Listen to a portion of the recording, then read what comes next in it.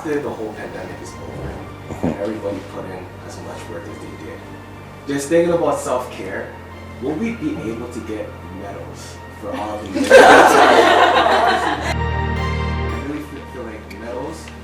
Money's good, obviously. Money, everything. Yeah. But just recognition, you know, like recognition. Yeah, just medals, just to be like, hey, you know, here's a medal, you know, like and a certificate, you know. I think Tim Martin's gift card. Michael, I love that. But you know, it's not that far off from something that we already do. We think about how we talk about our troops. We think about how we respect and support those people who choose to make the potential ultimate sacrifice of serving their country through the military. Respecting and reflecting the service of people who do that. Well, you served over in Bosnia, here's the ribbon you get to wear for it. You served with incredible bravery during an extremely difficult time in Afghanistan, here's the medal you get. I think there's a recognition built in of that level of service and devotion to the country. I personally just want to know, like, after the whole pandemic is over and everybody put in as much work as they did, just thinking about self-care, will we be able to get medals for all of the like self-care, like just to like say like we did this, you know, for our children to see, our grandchildren to see that we worked through a pandemic. I really feel like medals. Money's good, obviously. Money, everything. Yeah. But just recognition, you know, like recognition. Yeah, just medals, just to be like, hey, you know, here's a medal, you know, like and a certificate, you know. I think Tim Martin's gift card. Honestly, just to say like, hey, you guys, like, even though it's not money involved, you're gonna get the money, but like, here's like a medal, just to be like, hey, thank you. Michael, I love that. But you know, it's not that far off from something that we already do. We think about how we talk about our troops.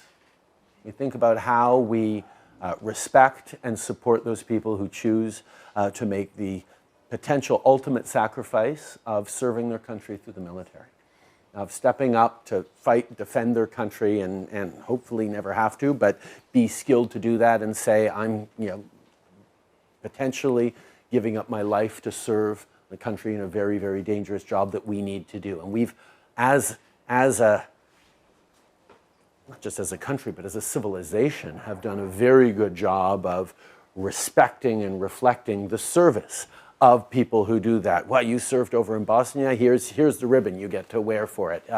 You served with incredible bravery during an extremely difficult time in Afghanistan, here's the medal you get. I think there's a recognition built in of that level of service and devotion to the country, of saying, I want to serve my country. Absolutely right. But all of you, particularly choosing to do this after that first year of the pandemic where you realized, oh my God, it is so important that we have good people serving in the healthcare, you should absolutely get that kind of recognition. You should absolutely do it. And yes, a medal and that kind of recognition is important, but medals are important because they are visible indicators of the respect that the community has for you. And the recognition of, you walk into a Tim Hortons in a Canadian Forces uniform, probably not paying for your coffee. Someone behind you in line or in front of you in line will say, and I'll pay for them. That's just the way we are. We need to get to a place where that level of respect, which we rightly give to people who choose to serve their country in the military, is given to those people who choose to serve on the front lines of other areas as well. And we think of what we went through in our healthcare systems. We think of what people had to do above and beyond and at risk to their own lives and to their own family. The healthcare workers who during the first phase of the pandemic, where nobody really knew what this was and nobody really knew whether we'd ever get a vaccine for it, were worried, deathly worried about bringing it home to their families when they were on the front line dealing with this, when everyone else was hunkered down at home. That's real.